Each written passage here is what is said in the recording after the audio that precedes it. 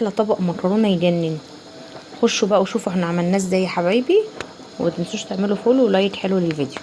حبايبي الاكله دي اللي بتنقذني. معانا الحله حطينا فيها شويه زيت وشويه سمنه، ننزل عليها بكيلو المكرونه. نزلت بكيلو المكرونه هقلبه لحد ما يوصل للقوام ده. بعد ما حمرناها وصلناها للون الجميل ده، لون تحمير المكرونه اصلا. ننزل بقى بشويه ميه مغليه. واو،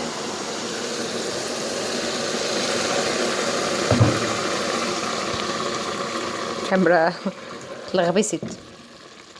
ننزل بقى بالطماطم بتاعتنا اللي احنا ضربناهم.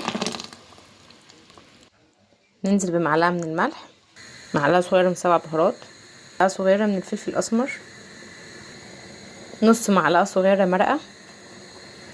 نقلب بقى كله ببعضه ونغطيه لحد ما تستوي. اسمها مكرونه الانقاذ في 10 دقايق بالظبط. يا حبايبي المكرونه خلصت، شايفين مفلفله خطيره تجنن، حاجه حلوه قوي. تعالوا نغرب بقى واوريها لكم عامله ازاي.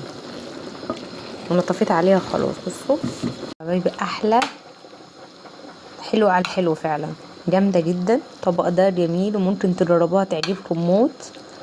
اكله فعلا سريعه واقتصاديه ورهيبه، وفي 5-6 دقايق هتعملي احلى طبق مكرونه هيعجبك. من درس للتاني كده، احنا عندنا الدرس بيجي لازم ياكلوا حاجه ويرجعوا يروحوا الدرس التاني، فمن درس للتاني تعملوا احلى. بقى عملت لولاد الاطباق عشان يتغدوا، عشان ينزلوا يروحوا الدرس التاني، بس طعمها حلو قوي.